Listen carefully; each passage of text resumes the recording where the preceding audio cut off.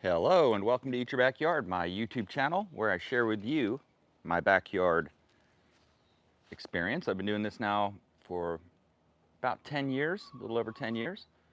And if you check out the videos on the channel, you'll see the evolution of this yard's life.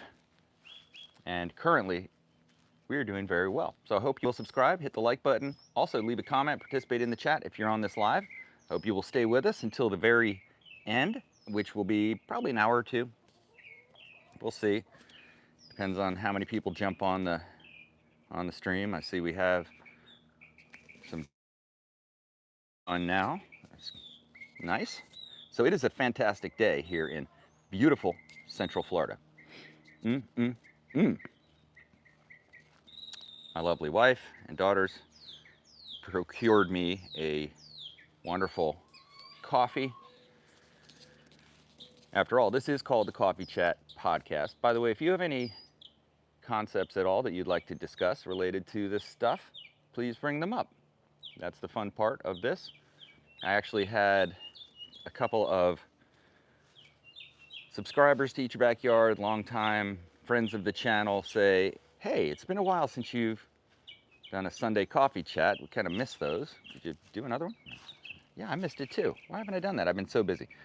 But mostly busy with my music channel, Jedi Jingle Maker, which is where I post all my original music. If you like music, go check it out. Let me know what you think. Give it a sub. I'm up to about 170 subscribers there. Look at this. I've got a rabbit hopping around. We've got yard rabbits. Two little lion head bunnies that we use for pets. I would say, I don't know if I say use for pets. We have them as pets, but we also use the bunny manure that they produce to fertilize this yard. And if you look down on the ground here, it's not hard to start spotting some clear bunny manure evidence, which makes everything just grow like gangbusters.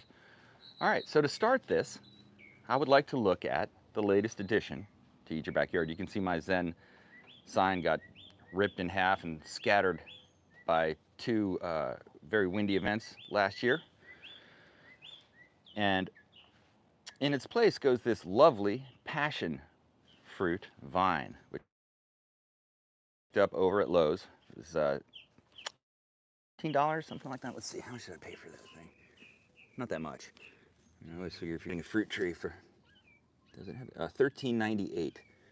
Yeah, and it's a passion fruit. And of course, if you know, the passion fruit is the flower, of course, is named because of that, the Passion of Christ, etc. It's got the Holy Trinity and so on in the structure of the flower. But it's also quite delicious, and I have wanted one for quite some time. Now I'm going to let it grow all up against this fence. And by the way, I think the ripped in half yin-yang symbol is perfect, and I'm going to let the vine grow right up into it, but no, I'm going to probably remove the rest of it. Yeah, so let me know what's going on with your day today. I'm going to plant that thing, I think. And we have not had rain here for almost a month. It's like a desert. Of course, it's not a desert here because of the miracle of irrigation. I irrigate this at night, certain time of night, to make it the least amount of evaporation possible, and also the most natural time when the plants around here want to receive water. By the way, in the evening here, I'm by the coast. Most of the time in the evening, everything gets coated with a thick dew. So they do have that going for them. If there's any humidity in the air, it will generally condense onto leaves, and everything gets coated in water, especially in the summertime, in the evening, every time. But if you irrigate in the evening, you know, at the right time, probably about 2 or 3 in the morning, I'd claim, give enough time for it to absorb in and also not be not be wet all night, because I don't think you want to have the grass just be wet all night every night. Anyway, my theory, it's worked out pretty well so far. Now let's go take a look at a few other things I've planted. I always encourage you to play around and see what you can grow from cuttings, see what you can grow from seeds, have fun with that. And I've got examples of both of those here, and I'm going to talk about them. On the left is a pit-grown Tommy Atkins mango tree. I'll show you the adult-sized version of it. And it grew in my compost bin. And a lot of the things I have growing like this are volunteers. This Montingia tree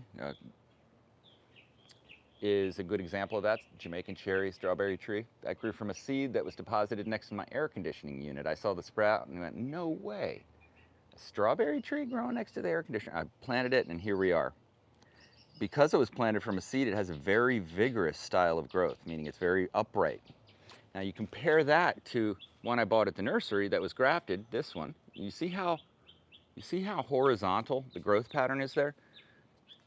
And you'll find that that nursery variety also will produce more fruit, bigger fruit, etc. This one, less fruit, but still lots of fruit, but much more leggy. So I've noticed that sometimes that's the case between growing them from a seed and growing them from or getting them from the nursery. And you know, I could talk all about the reasons why that is, but I think in general, that's a pretty good idea. That's why, you know, several of these things that grow well from seed make excellent rootstock to graft on better varieties. And that's what I plan to do here. I'm not going to risk that this will turn out true. It might turn out true to seed, meaning true to the fruit that it came from, but I'm not 100% sure that would be the case. It might. But it's going to be a vigorous grower because this came from a vigorous growing tree. And look at this. This is the tree it came from. How do you like them apples? Mangoes, anybody? Tommy Atkins is the champion of all mango trees, in my opinion, for production in Florida. I mean, why waste time? This is a sure thing, and this is grown in a challenging environment. Very, you know, not all mangoes are the same. This is an Edward mango. I cannot get that thing to produce a mango in any way. It always just seems to either drop them or whatever. Anyway, despite fertilization and all kinds of other stuff. This one, nothing but mangoes all the time. I mean, that'll produce easily 25-gallon buckets full of mangoes when it's mature. It's amazing how much they can produce. Okay, so that's where this one came from. And I'm probably going to graft on a branch from that tree that it came from back onto this, weirdly enough, so that it will be a producer of more Tommy Atkins mangoes. You know, buy a Tommy Atkins mango tree in good condition, treat it well, and then buy a dehydrator because you're going to be dehydrating mangoes all the time. That's what I do. I try to keep up with picking them and dehydrating them, although I usually lose that battle. They end up in the compost bin, which is what happened to me, which is what resulted in this. Okay, so that is the mango example from a seed. Now here's the example of a tree grown from a cutting. This is a Persian mulberry. Persian mulberries are fantastic, beautiful trees, in my opinion, and I think they're incredibly easy to grow from cuttings. This one is less than a year old. I grew it in a small pot, transplanted it here. I augmented it with a bunch of soil that I took from compost that I had made, and then I also put a lot of bunny manure, and here we go. It'll be a nice, big, beautiful tree. I'll show you a mature one of these here shortly, but I've got them growing in various places. Some of these things, like the mulberry here, are also a great source of chop and drop, meaning they're going to produce a lot of leaves, and you can chop it and drop it like I have with this. Now, a good permaculture principle, I encourage you to explore the ideas of permaculture and apply them where you can. I think it's fun. This is a place where I've laid down a bunch of loquat branches that I took from this tree, and I'm starting to open up this area. I just started this project, but this is way too tall. It's getting close to power lines. We'll be taking that way down. That's going to open up this whole area, which is now currently more shaded, and that'll be cool to see it grow back in. That means this mulberry tree is going to have a chance to grow up too and be part of the canopy. But it's no problem that we have to trim all this. Everything that I take from this is going to end up back in the yard, and I even now do that with the wood. So you can see I've got wood lying on the ground as the barrier. This is mostly oak here, but I use other branches as well to produce the edging, and the ground just eats the wood, and it grows fungus all over the wood.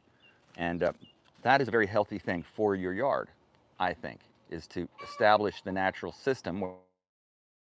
Oh man, we got a noisy chicken. I'm not sure if you can hear that on the mic. Let me get my chat up, make sure I can.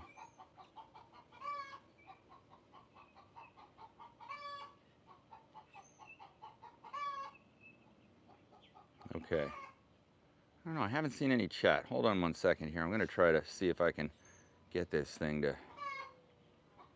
All messages are visible. Okay. If you can, try to leave a chat comment and let me see if I can see it on my end. We've got, well, we've got a few on the stream right now.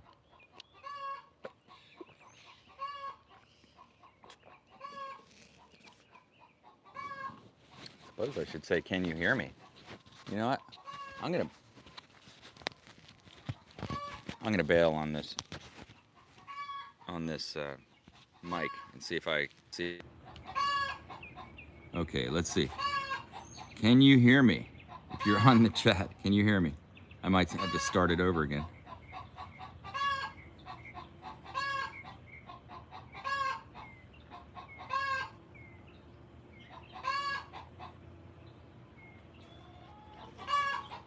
Oh, okay. Just gonna continue on. But I know I've got the live chat up now, so if anybody does leave a comment, I'll see it. Theoretically, I will see it. A little technical difficulty. All right, so I recently emptied the compost bin, and it hasn't taken me long to fill it back up. I'm going to be filling up these compost bins with a lot of chop and drop soon, which is a result of trimming down these Dracaena, which are my primary barrier to the salt winds that would kill everything in my yard. But I'm leaving it up because we're not out of fall yet, and we're going to get a lot of, in fact, the next week it's going to be very, very heavy winds. So without this, my trees will just get coated with salt and wrecked all the leaves. So it really takes it. But then I'm going to chop it down at the end of the spring and put all this back into these compost bins, which, as you can see, produced beautiful compost. This is, I slowly distribute it in the backyard. But already we throw everything in there, like old flowers that we had in a vase. Those go into everything organic that the chickens and bunnies don't eat goes in there. All right, let's go take a look at the bunnies.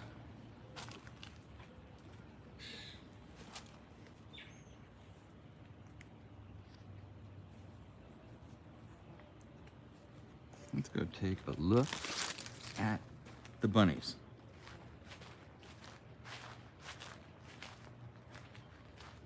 Bunny 1 and Bunny 2. Oh, you Bunny 1. Ah, there's Bunny 1. All right.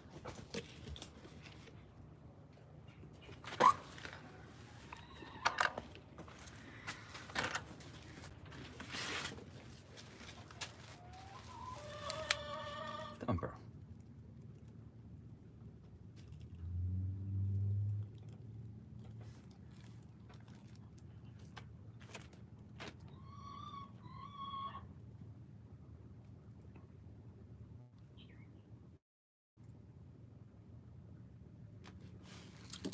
Do Thumper can. I think it's always kind of interesting to watch a rabbit.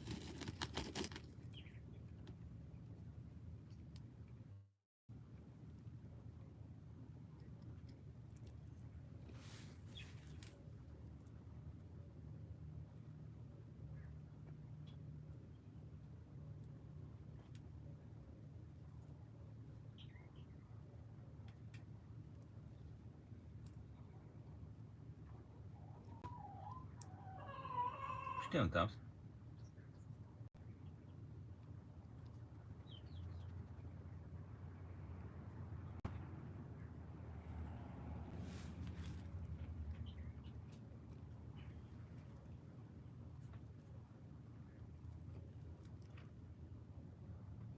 These bunnies are able to kind of be bunnies back in this environment we have for them, which makes it really fun to watch to see what they'll do. But mostly what they do is find a comfy spot to take a nap. Thumper gets pretty athletic.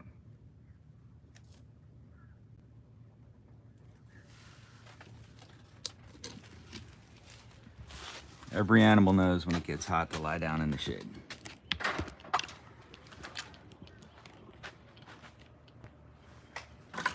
That's Bunny 1. Bunny 2 is who knows where, back in the most shady, darkest spot of the food forest. You do have to be cognizant that they could dig their way out and under a fence. We have neighbors with dogs and so on, so we don't want that scenario to happen for sure. But we don't find that they do that. Seems like the space back here is more than enough. Yeah, I haven't seen them do that, and I'm knocking on wood, that won't just start to happen. Let's see. Penelope. It shouldn't be that hard to find a white rabbit, you would think. I know her normal spots. She doesn't seem to be there.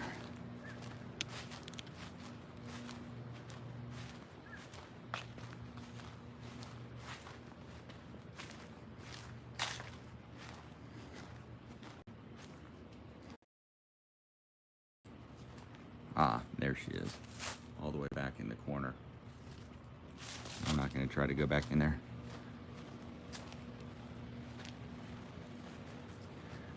All right, so another thing that we've been having lately is excellent success growing this type of, well, they call it a spinach, but this, which people have told me the name of it, but it is a great grower, and the animals like to eat it, so it fits right in. And we've got it growing in a number of places. Anywhere it can peek a branch through and get going, it goes. This is it growing in from the other side of the fence.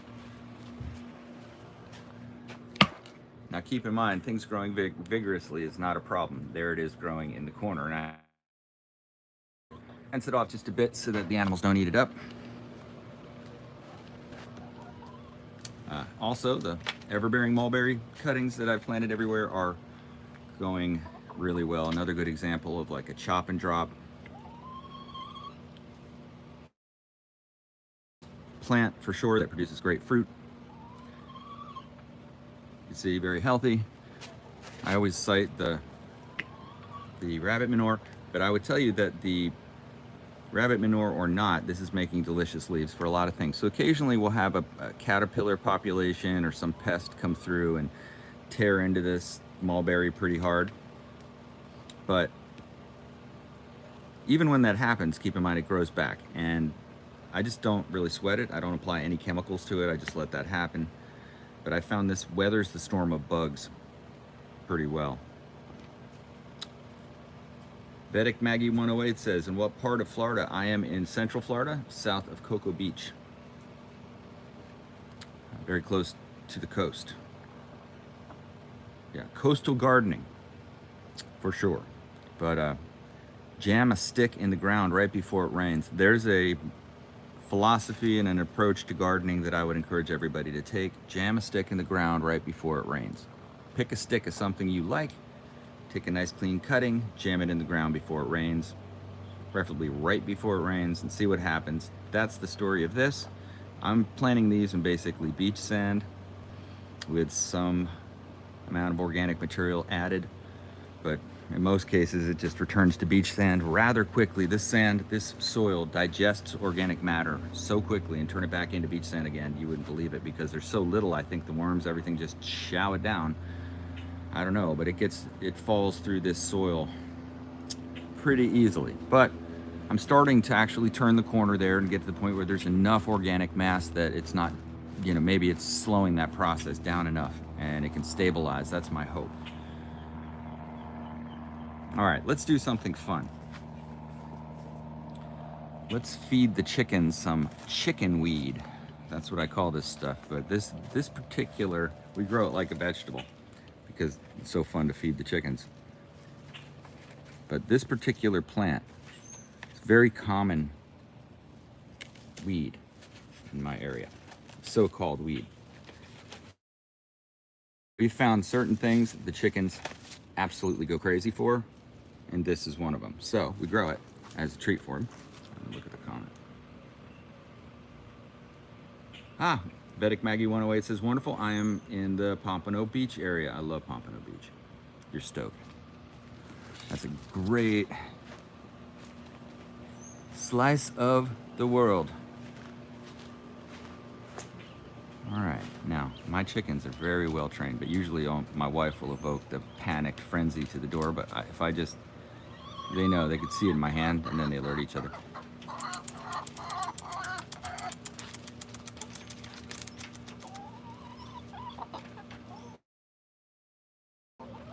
The joys of chicken ownership. I would encourage you to consider getting chickens. Better and better case as the price of eggs, etc. But beyond the price of eggs, what's the price of not having chickens?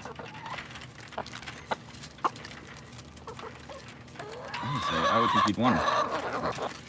Chicken frenzy. And this is how you know they like it.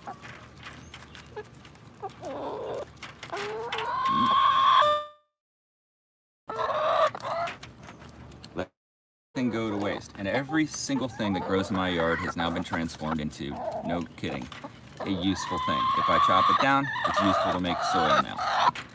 If it's a weed, it's not a weed. It's a delicious, hearty vegetable that my animals would eat. I could, ooh, a little pecking order action going there. Sunshine did not like Ponzi coming in on that. Pecked her right on the back of the neck. They have a good pecking order established where they,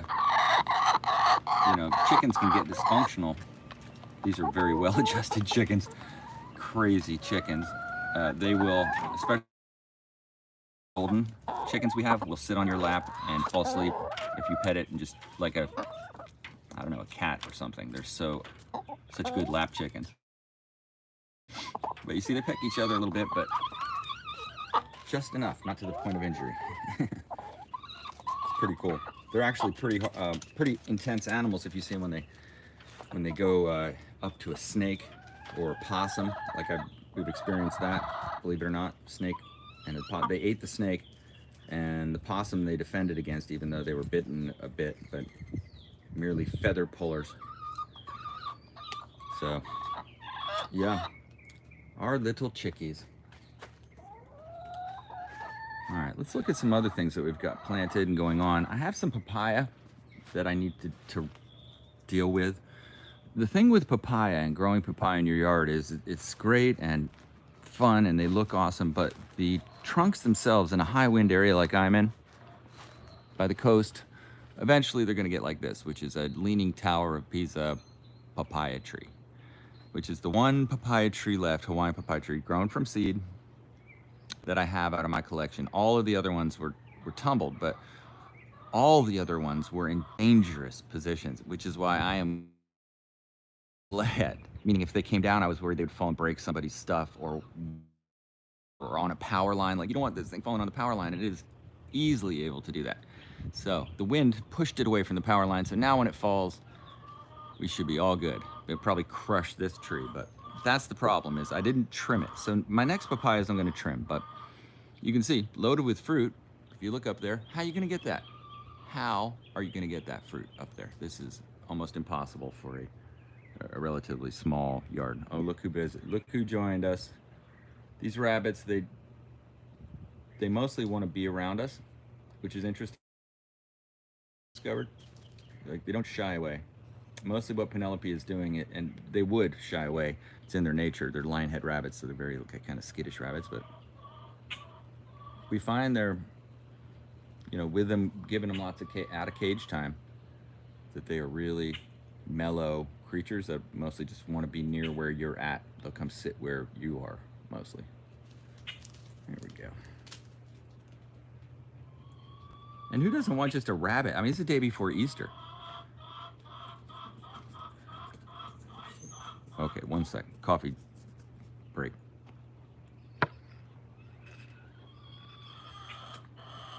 Man, I love that coffee. All right, this is an update. I was asked in a comment recently. I was asked about the Generi fig, which is a fig tree that I planted about a year and a half ago, something like that. that I planted, which would claimed to produce figs the size of tennis balls. And I believe it will produce them, and I think I'm on the road to getting that outcome. I love figs, and I'm patient with, especially here, it's not that easy to get them set up for success. But this fig is starting to show all the signs of greatness, meaning it survived through some pretty harsh conditions, the winds, the salt, all of it, of the hurricanes, and also sandy dryness that we've had recently. I've tried to improve the soil around it greatly recently, which is why it's not the color of sand. But it's now starting to show the signs of a thing that wants to survive, which is more vigorous growth. I'm waiting for that to shoot out and get up above this canopy, hopefully soon. The undergrowth showing some vigor. Not seeing a whole heck of a lot of yellowing around the leaves. Not seeing the black spot too much, except for just starting a bit on the bottom, which is, a real thing that you have to deal with figs, is that black spot tendency. But it's doing, I think, quite well. I think it's about ready to jump. This is the beginning of spring when you want to see it about like this, and if it continues growing for the next month or two like this, it'll be off to a good start and build on that next year. My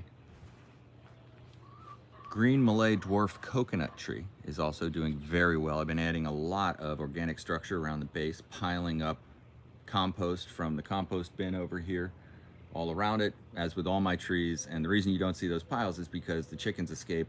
One chicken escapes, go around every tree and pick that compost, scratch it in all directions, which is really kind of convenient, like little composting robots. You can see what they've done around trees. They go right to the trees and spread it out, which is exactly perfect. And as they're doing it, they're fertilizing the trees, so it's a good thing. But if you let those chickens go too far, you will have no grass. My grass is now slowly but surely coming back in this area.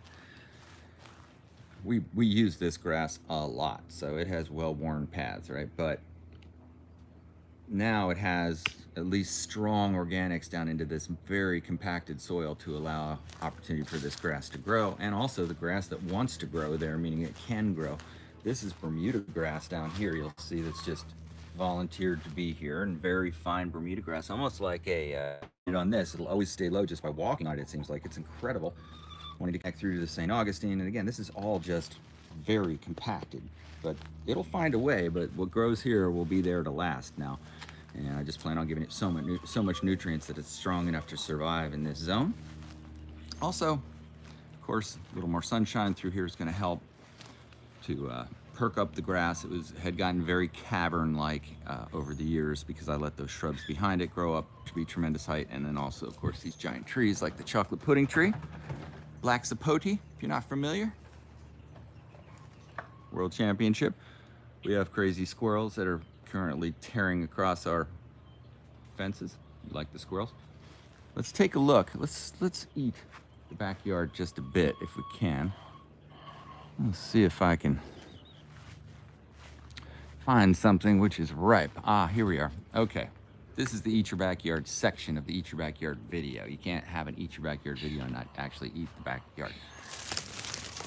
Look at this. What do we have here? Ah. Anybody know what that is?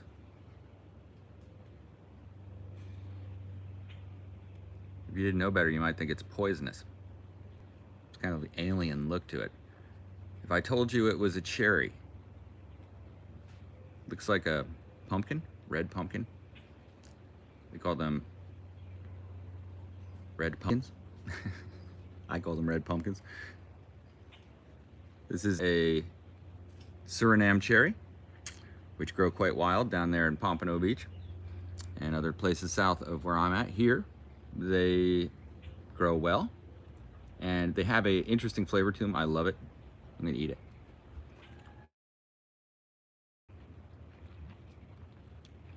And a pit. And that pit will grow most of the time if you plant it and produce a cherry pretty close to what I just had. And you can see this is the tail end of a run, but there are berries everywhere, and not even compared to the hundreds of berries on the ground that I miss. Whoa. Look at these squirrels. Look at this squirrel. Crazy. And another one. And that one had a slightly different taste than the other one. The pit. And I think it's good to have things sprout, and even if they get mowed down, we have a mower back here.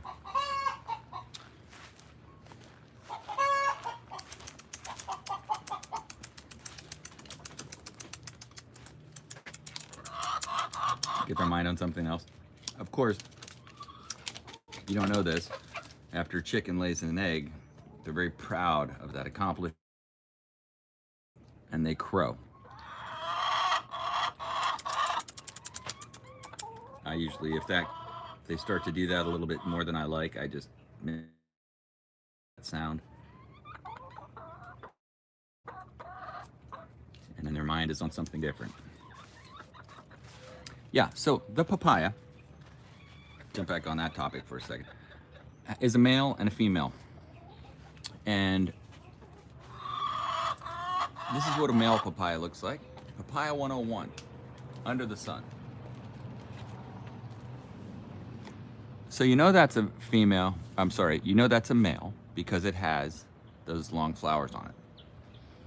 This one could be a male, could be a female. You can't really tell until it starts to flower. And if it's a female, it'll have one flower, pretty much, at each branch. And the way this is growing, I think it's a female. So I got lucky because I'm going to plant them both. Of course, having the male means that the female could have more seeds, etc., viable seeds. So that's also kind of cool. But you would have males around this area anyway, so there's really no need. I mean, you're going to have male papaya pollen whether you like it or not. That's why all papayas have seeds. But this mango here that we're looking at is a Hayden mango. And if you are a fan of the channel, subscriber, you know that this mango has been here for quite some time. However, it was right near this power line, which is a very dangerous place. So me planting it there, kind of nearsighted, but I've managed it over the years. It just got way too big. I hired a professional to come over and deal with it. They did a masterful job, and I had them hat rack it with the hope and belief that it would come right back, and it sure has. Now I'll manage the growth much more carefully. I left one large branch, and that still gives us the shade. So we can come out here, put out a chair, pet a chicken under the shade. But the part of it that we hat racked, you see I've done this kind of thing myself before as it grew out towards the power line, but where we hat racked it, it's just vigorous sprouts, which is what it really wants to do. Which you can see from anywhere that I cut it off, it's just going off. And it's a brutal thing to do, but it's the only thing you can do when it gets to a certain point, because that's just too big. And again, don't have fruit pickers that tall to go up 40 feet in the air to get a fruit. No high altitude fruit for me. That one right there, no problem. That one, no. This is what Icarus said. Don't fly towards the sun.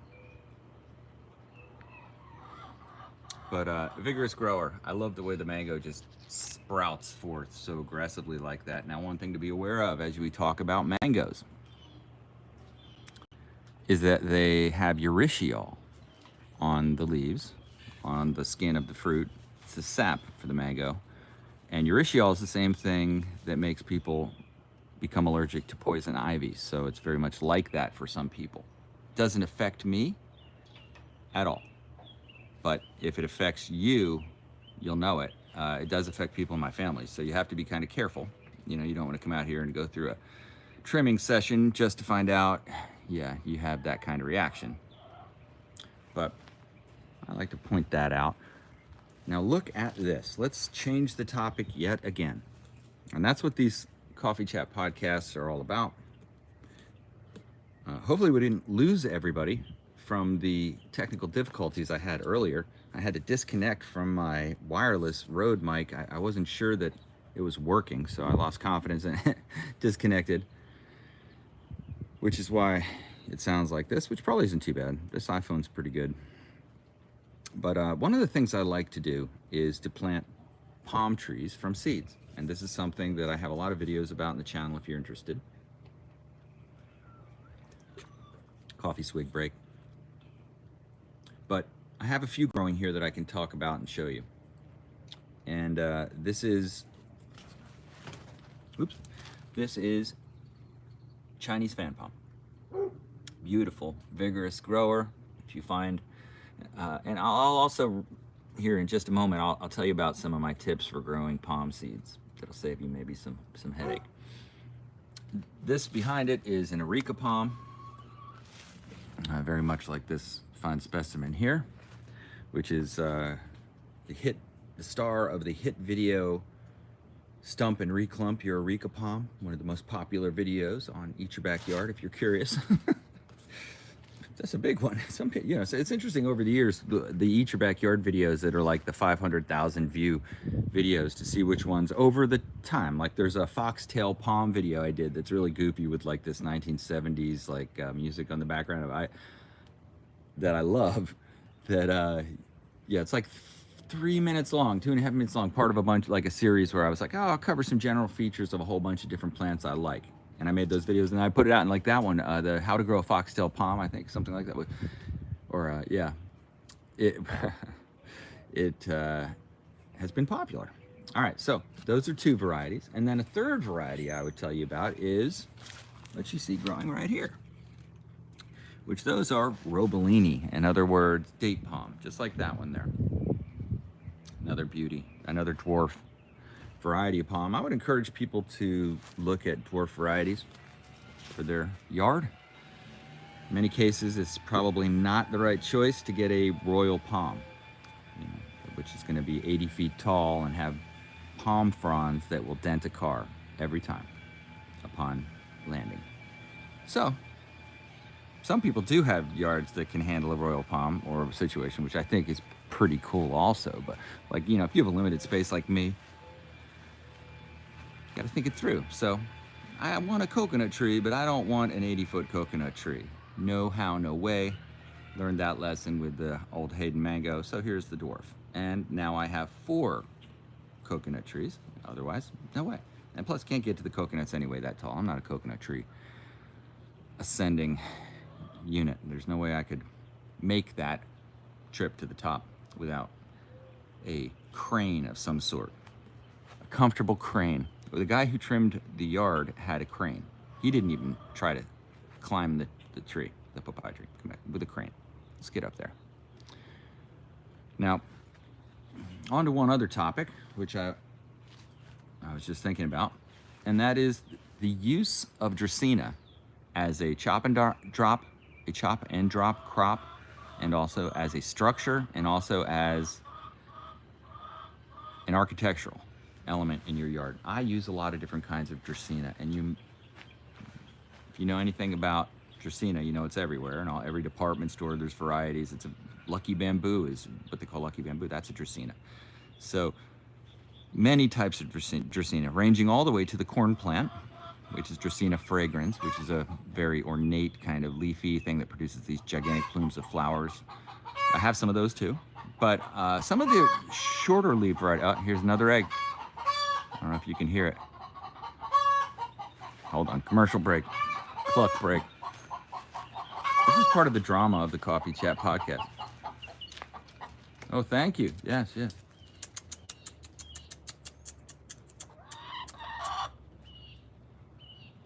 are you so loud?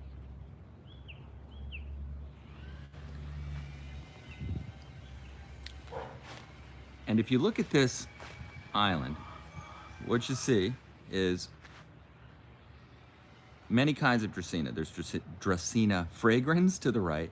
There's a Dracaena, variegated Dracaena small leaf type here. I don't know what the scientific name is. There's a all green type, very similar. And then there's the Song of India. So this is called Song of Jamaica. Oh, sorry. This is called Song of India. This one's called Song of Jamaica. Common names. I don't know what this one's called, but it's great. And I have it all over my yard. You can see against the back fence here. It's very impervious to salt spray, very leathery, wonderful, shiny leaf. I love it. I love it, and it grows even as a tall tree. Occasionally, not tall, but a 20-foot tree. If you over time deal with it, it will blow right over in a hard wind. So so what? Now you have a pile of compost. Again, I just fill these to the top, and they'll digest it in no time, and then I'll have more soil. And that's one thing that I'm really enjoying now. Oh, it is that time of the day. Maybe we should go check to see what these little hens have done for us. But yeah, one of the things I've been enjoying, hey, that's a chicken in the hen house.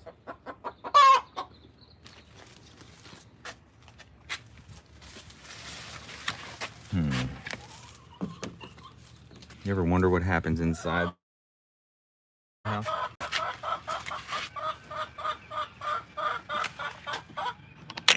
We built this thing. We built this city with rock and roll. What are you doing? Oh, there's a hen inside there. 2 hens at the door. Interesting. A lot of activity in the hen house. By the way, if you build yourself a hen house, do yourself a favor and I need to come out here with a screwdriver. Classic scenario. Do yourself a favor and have a side access door to clean it. Makes it very easy. We just rake out the old bedding and clean it and then put in the new bedding. So it's fairly easy to do. That's something you're going to do a lot, and you don't want it to be inconvenient. And then everything you take out of there, once again.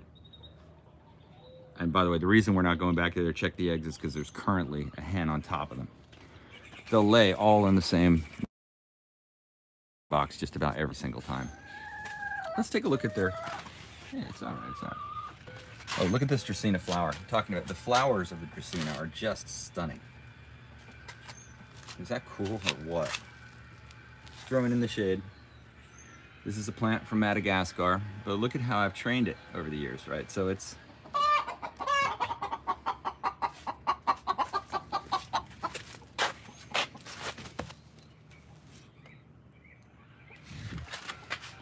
But this is basically a Dracaena forest back here that the chickens live in. I mean, look at this. Now they also, I put up oak branches and so on for them to perch on, and so they've really got a chicken paradise back here, and then mixed in are these incredibly beautiful croton, which I love croton, and you can see how I try to blend the colors of, like, there's that Song of India, and then into a darker understory of very leafy jungleness. I love it. And there's another Suriname cherry back there, grown from pit, with a Barbados cherry next to it, and a fig tree next to it, and a papaya tree next to it, and so on and so forth. Now look at this. You know what this is? That is a giant purple lily. Holy moly. Here's your chick, here's your chick, here's your chick, here's your chick. I need to give you something to focus on.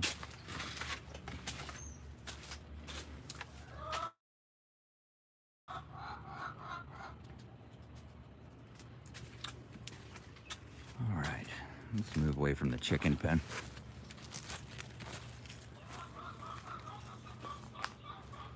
I think they think I'm gonna give them treats.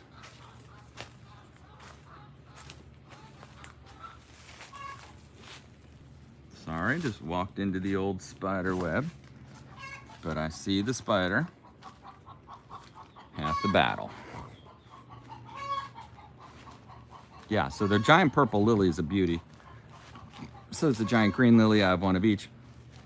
Let's look at another fig tree, see how it's doing. This is the Celeste.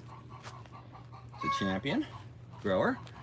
A little issue was that it got somehow unintentionally topped, probably by an errant football, which merely created a great opportunity for it to create 2 more sprouts. So it's doing well. It's going to bounce back against that quite well, but it looks healthy. Again, it has a healthy spring fig, and it takes a little bit of time to get it going.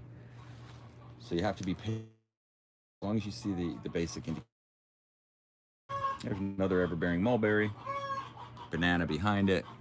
And you can see almost every inch of this area is edible or usable. Even this St. Augustine grass snaking back into the bed is delicious chicken treat. As a matter of fact,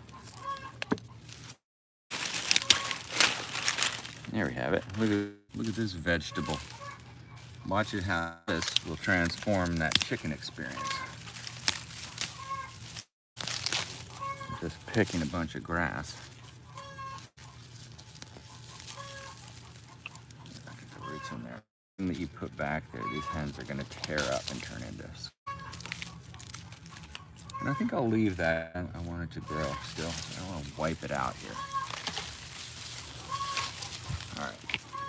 I'm going to try to hold a handful of grass while we go back. See how, give the chicken gods an offering here. Do chickens like grass? Oh, you know they like grass. Holy moly, ladies. This is just an unacceptable level of obnoxious behavior. Spoiled. Used to the too many treats. Is this something you might like? I don't think you want it. All right, here we go. Chicken cam.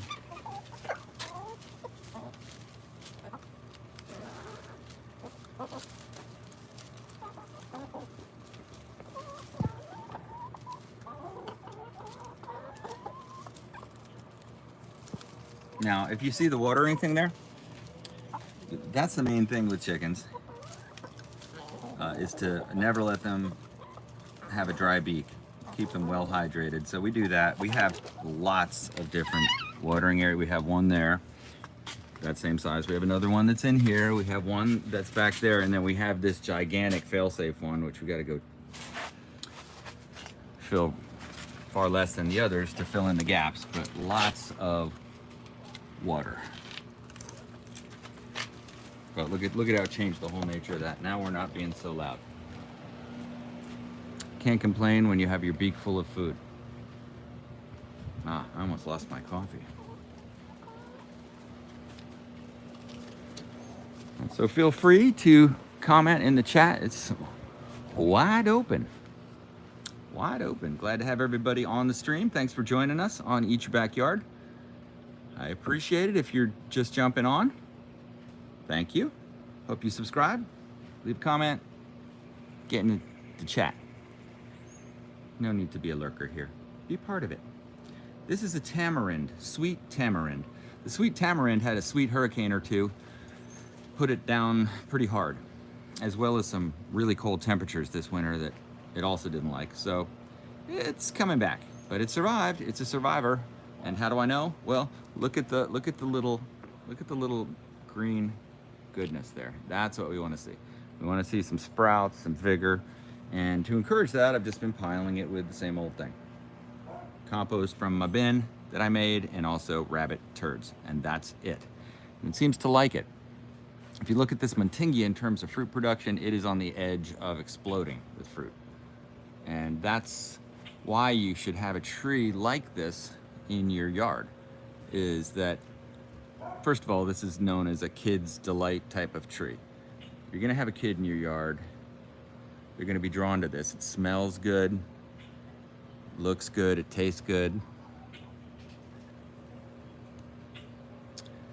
And you're gonna have fruit almost year round. And it'll be the thing that the kids come out and go, oh, yeah, oh, look over here, yeah, oh. Always like that. And hey, if you're tired of eating them yourself, feed them to the chickens. The chickens think they died and went to chicken heaven if they get one of these in their beak. They know exactly how to squish the inside out into their beak first to taste it. They are totally in tune with the strawberry tree. So it's also showering down fruit. But this one, this one does not shower down the fruit as much, and the reason is we're catching the fruit before it falls. Everybody's out here, even if they don't want one, they're picking a handful to feed to the chickens. The chickens are well fed with fresh veg and fruit, as you might have already realized. But the thing is with this is it's not just the fruit. It's a never-ending storm of fruit. It's a fruit hurricane when you have stuff like this. And you need stuff like this, ever-bearing varieties of fruit, as many as you can, because nothing's really ever-bearing, so you're gonna have gaps. But have as many of the so-called ever-bearings. Oh, look, butterfly cam. See a butterfly? Well, anyway, a lot of butterflies. Another sign of a healthy yard. A lot of things for butterflies to do back here, like go to these flowers, right? We see butterflies on this tree all the time. But anyhow, if you have enough ever-bearing varieties of things, coconut could be like that, banana could be like that, a Montingia tree, Calabria tree, Montingia calabria tree could be like that. An ever-bearing mulberry tree could be like that, and many other things. But if you have a bunch of those and you're trying to get something going, especially in a place where it might not be easy to get anything going, then that's here. Where I live, it's not that easy to get anything going because of the salt in the air and the dry, arid, sandy condition. All those things as I have here, but nothing beats having vigor on your side. Vigorous plants, and also high production rate. And you'll notice if you look around my yard from this perspective that one of the things I've tried to do and wound up with over the years are things that fit that bill, because really nothing else will be successful on the long term. So, you know, this is a good example of a thing that is successful and produces over time. This is another example of a thing that does that, and so is the starfruit tree behind it. This starfruit tree has nothing on it now, but it's recovering as well. You know, we're all recovering from the hurricane, all these plants. It's gonna build up some steam with this new growth that it's looking very healthy, coming back from getting schwacked. You can see all the dead limbs. I mean, it really got, knocked down, but by the wind and the cold. But it's gonna come back, and now this will be raining starfruit. I lost this year, though, very sad to say, my lemon tree. I had a lemon tree here for years, which I loved, which produced great fruit, and it's gone. So I've attempted to continue some sort of citrus life with a lime tree. Well, it looks like it's about dead back there. So I don't know. Another sad story of a lack of success is the June plum. Oh, what have I done wrong with you, June plum? So many things. But it's trying to produce some sprouts, but I don't know. I just don't know. Having water is obviously one of the main things for it. I just got to keep up on watering it. Ah, look what we have here. Another eat your backyard moment. Okay, hold on, but I've got to pre-position my coffee. Okay, anybody on the stream know what this is? All right. Let's land this coffee. Rest it on the coquina rock. All right. There we have it.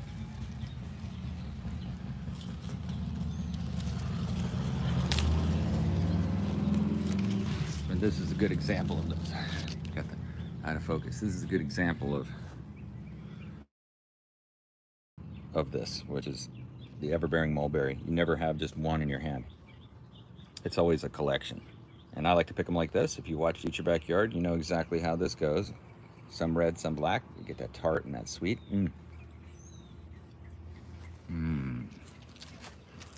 Delicious. Say what you want about the ever-bearing mulberries. Yep, these are mulberries. Bearing mulberries. Easiest thing in the world to grow.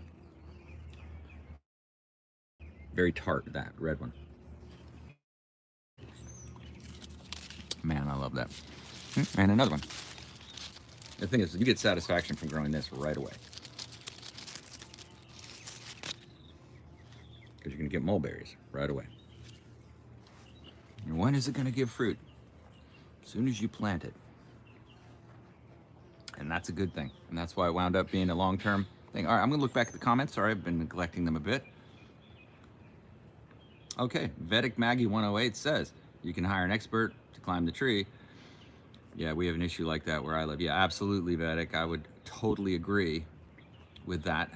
That I'm doing that now, no longer, because I've sustained too many injuries from making the other choice of trying to pretend I knew how to deal with high altitude tree trimming situations. And it usually results in a hospital bill far greater the cost of the tree trimming, in my experience. So, yep, that's how I got all this stuff trimmed. And they actually took down some of my papayas too. And then the wind took down the rest. And look at this.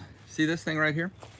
This is the trunk of a giant papaya tree that fell, and I said, you know what, I'm just gonna chop it in place and let it turn into soil, and I'll be darned if it isn't doing that. It's just about evaporated. Look at that, just gone. Just the fiber, just the most hard fibers are left. Everything else has been digested by the fungus and the bugs and the bacteria and everything in there and turning it back into soil.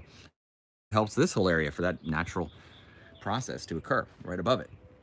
And as you can see, looks pretty good. All right, let's keep looking through the comments. Shaner S87 says, cool, I started a few tamarind trees from seed this year. Ooh, wonderful. I'm stoked to hear that about the tamarind trees from seed. I'd struggled at that for years, and I finally achieved success with the tamarind tree. I've planted it in a few spots with great hope and optimism, but growing it from seeds, and that was from the sour variety. I'll show you a tamarind I grew from seed. That one that we looked at earlier was one I bought at a nursery. Here's one I grew from seed. Again, it's not doing great, but it's very arid back here. I think it'll survive just fine, especially we're gonna get some rain here over the next couple of days. But yeah, finally got it to grow from seed. Now I just needed to set up and occupy this space. Have sour and sweet tamarind, both. Which are, I love both of them. I like the, I kind of prefer the sour. Oh, look at this. Ah. Just that little bug I was gonna feed the chickens, but it flew away. The bug that got away. Slightly Stacy, hey Slightly Stacy, good to see you on the stream. Welcome back. Beautiful work. Shalom from Plant City. Yes, shalom right back at you. Absolutely, as well as aloha and howdy. Stoked you're on. Hope everything's going good for you over there on the West Coast. Shaner S87 says, I'm in North Carolina, zone 8B9A. Nice, yeah. That's a cold one. That's a cold one, but we have greenhouses. We have lots of ways to grow wider varieties of fruit, but I think it's pretty cool the things you can grow in colder climates you can't grow here. So both ways there's trades, but yeah, I've got a list of things I would grow in North Carolina. I watch a lot of David the Good, big fan, and friend of the channel for sure. And he you know, sheds light onto a whole different area of growing things that I'm not focused on here, being up there, I think in Alabama, which is always interesting to me. All right, let's keep going down. Oh yeah, Slightly Stacy. Oh no, not the lemon tree. That's right. Yeah, it was brutal. It was brutal. It was kind of sad because we have so many memories associated with that. My family and I playing out here and making lemonade. I mean, I can't tell you how many jugs of lemonade. It becomes the holy thing, and it's totally removed, and it just seems like an aching hole in our heart now. But we will have to some way redeem ourselves, honor it by getting another lemon tree into this somehow. And yes, you were right, Slicey Stacy. Those were mulberries. Yeah, Shaner S87, compost, LOL. Yep, it's all compost. If it hits the ground, it's compost. Long enough. That's a good country song. Oh, by the way, and the song is, if it hits the ground and stays there long enough, it's all compost. Yeah, that's the song. And that's the song that should happen on Jedi Jingle Maker. If you are not already subscribed to Jedi Jingle Maker, I understand. But I would love it if you would consider it. It's my original music channel. I am a guitar player of many years, and I record my own music, produce that stuff as a, I don't know what you would call it. I try to make interesting noises that appeal to me later. So that's what I do there. And I would appreciate it if you check it out, give it a sub. I release original music every weekend. I released one this morning. It's an especially weird one. They're not all weird. Some of them are like funky. Some of them are a little heavier. A lot of them incorporate more electronic vibes, but I haven't done a country song yet. It sounds like a David the Good country song. Maybe I could do that, do it on the acoustic guitar. I'd have a reason to mic up the acoustic. David the Good is brave enough to do guitar performances on his live streams, which is a really cool thing as well. I've often thought of maybe doing that, but you'd really want a, like him, I like the thing that he has themed songs that relate to the channel. So you could just, yeah, that's pretty cool. Pretty cool. This is pretty cool also. This is a Montingia. No, sorry, it's Montingia. I've got Montingia on the brain. Yeah, anybody know what this is? I'll ask rather than just say. Anybody know what this one is? Close to Montingia, meaning close in terms of starts with an M. Looks pretty cool. This is bent over from the hurricanes. Again, I love the fact that the wind bent the branches. If you want to watch the Zen art of branch bending video, I think you would probably be within the first 200 viewers of it in 6 months, which is exactly what that video should achieve, to be fully Zen.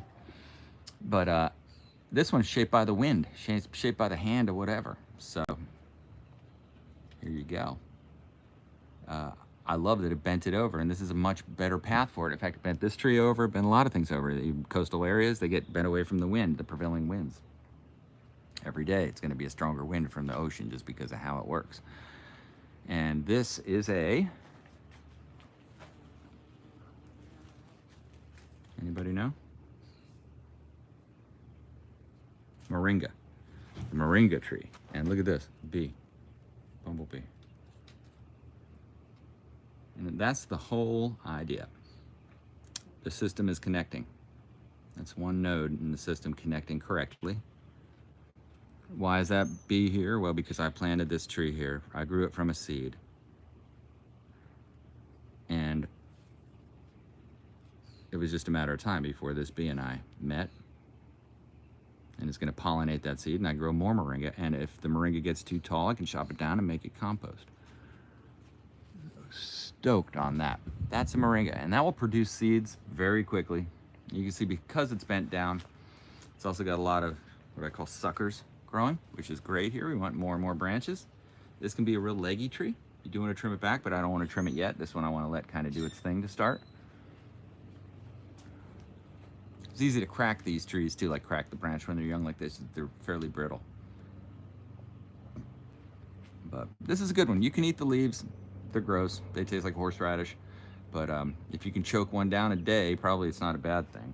They've got some pretty good vitamins and minerals in them, about like broccoli, and maybe some special other stuff. So yeah, it's a good one to have. And there goes the bee, straight from I was just watching that bee. He went straight from the moringa right on up to the Montingia. Now he's hopping around. If you take a moment and just look at these trees, they've got pollinators, they've got bees all around them. This yard is filled with small flowers. You know, if you think back on this live stream, we've looked at many of them. We've looked at small flowers on a lot of things, and so these bees are just hopping all around. And you know, that is what is going to allow you to grow a tomato ultimately, right? Unless you're pollinating with a Q-tip. So it's good to have the whole system functioning. And I've really tried to trend in that direction a lot more over the last 10 years. And I'm getting closer and closer to that. Hello, James Tropicals. Great to see you on the stream. Welcome. Long-time friend of the channel. Hope everything's going well for you today. We got off to a bit of a late start, and then I had a weird technical difficulty moment with my mic, and we've been talking about just everything I can think of ever since. Giving a general update, it's been a while since I posted one of these updates. I've been doing a lot of shorts on Eat Your Backyard, so you probably see those come out from time to time. I've got a bunch scheduled to come out. I've been trying to make those more and more structured and kind of, you know, follow a general entertaining rhythm. So we'll see what you think of those. It's fun. I love YouTube. You know, it is one of my dreams. Well, I shouldn't say it's a dream. Here's something that's going to happen to me. I'm going to achieve a 100,000 subscribers plaque on YouTube. That's going to happen. I don't know when, but it's going to happen. And that I'm experiencing that happening right now. And it's not that important to me, really, but it's going to be a cool thing. I've always wondered if it's possible, and I think at some point it is going to be. Uh-oh. That's an odd sound. Are you trying to tell me Stop Stop looking forward to the achievement. Live in the now. I hear you. Okay, you're right. That chicken snapped me out of it. Whoa. It just seems totally unnecessary. You seem... Whoa. Oh. It's like being next to a fire alarm. Here, chick, chick. Come on, chick, chick. Come on, chick, chick. Gotta get you out of your mode. Here, chew on that cigarette, baby. But yeah, that's gonna be fun. But again, it's not important to me whether I achieve it. But I think it's going to happen at some point. I have a feeling that it's gonna happen, and that'll be fun when it does. Eat Your Backyard has been such a cool experience to have this channel and be interacting with people over the years and kind of share what I'm doing and hear what they're doing. It's been an entirely positive experience for me. You know, there are occasional troll factor that comes around, but the troll thing on social media, for what it's worth, I don't know if you, is I think easily dealt with by simply deleting it. And that's the whole process. Just if somebody, and on YouTube, somebody says something, you know, whatever, and you're just like, it's not where I want to be, you can easily just delete it. So, easiest way, don't feed a troll, 101. Not that I get a lot, it's been very rare. It's been very rare. I mean, the vast majority of interactions on this channel have been super positive, and it's just, you know, the purpose of the channel is pretty straightforward. It's just a big part of my life, my personal life, where I enjoy growing things, enjoy creating an environment. Most of all, I enjoy, and now going to the philosophical realm, but mostly what I enjoy about having these backyard, having the channel, and also having a focus in my life on getting a backyard system set up, is that I have a system set up that serves me. And by me, I mean me and the people I love. They come back here, they interact with it. It's a fun place for them to be. It's a place of joy. And that was something I intended it to be from the start. And then I created all these funny little systems, these little joy systems. With the joy, like the rabbits, they're a little joy system. The chickens, it's a little joy system. And they're all fit into my life in a way that's pretty darn easy. Very easy, and just right there for you, and they all fit into everything you're doing. Look at little Thumps, he knows what's up. By the way, where's Penelope? Ah, there she is. See, these are the kinds of things you find yourself doing. You're like, oh, look. Yeah, chick, chick. Yeah, chick, chick. Free mulch. The bark is slowly peeling off of this oak tree. Isn't that incredible? Something satisfying about that. I don't know what it is. But often I'll just be out here and, these pieces of wood I put out are the bark's peeling off, and now I've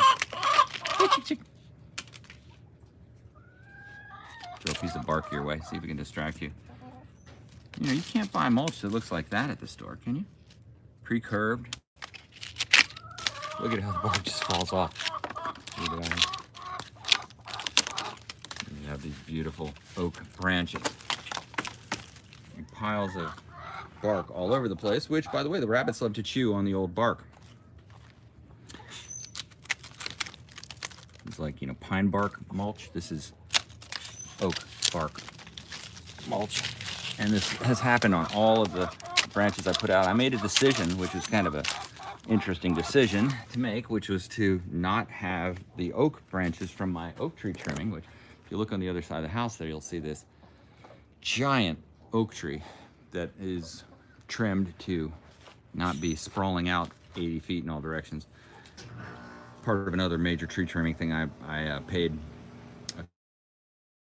to do, and I elected to not have the branches shipped off, to keep them all here, and that's what I've done. So I've used them in a bunch of places, and I'm glad I kept them because, well, not just because I can peel bark off, but because I've tried to use them almost artistically, like these certain branches.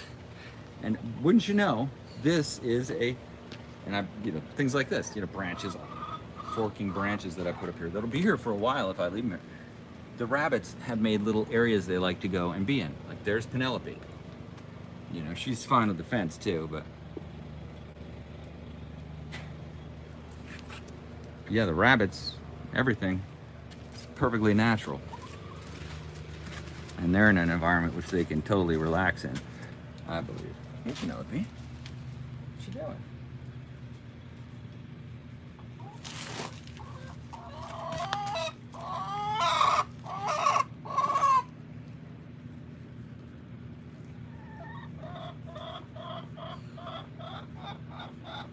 My wife and I call them our yard bunnies.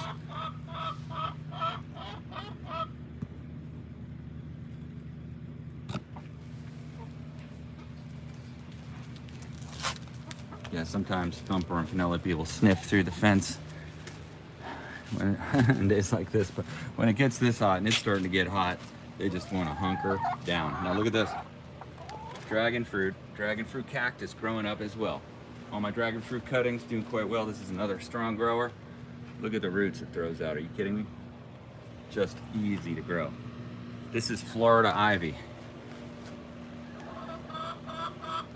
Good thing to use to grow up fences, etc. if that's what you're looking to do.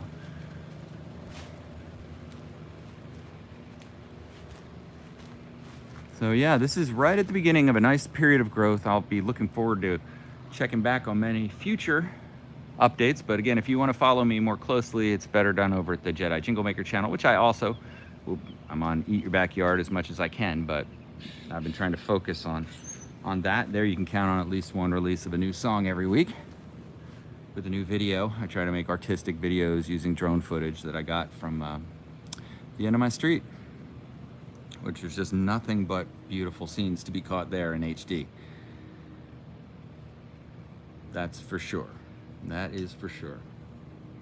So yeah, more Coffee Chat podcasts coming up moving forward. I'll try to have them either on Saturday or Sunday. You know, the best thing would be for me to schedule them, I know, but I can just never fall in a predictable schedule, which is why if you turn on notifications, you know, you can, hey, look, it's on, and that's generally how they happen, but it's usually between 9 or 10 on Sunday or on Saturday, depending. So we were able to achieve that today, which I'm quite glad that we did. We've been on for about 72 minutes. Pretty decent chunk of time. If you have any comments, I would encourage you to leave them down in the comments. If you're watching this video afterwards and you made it this far, you have just earned a gold star of honor from the Eat Your Backyard channel. You may affix it firmly to your chest sash and proudly proceed into your yard to plant a mulberry tree cutting. You may do that immediately. Thank you for watching the channel. I appreciate all of you. And don't forget, eat your backyard.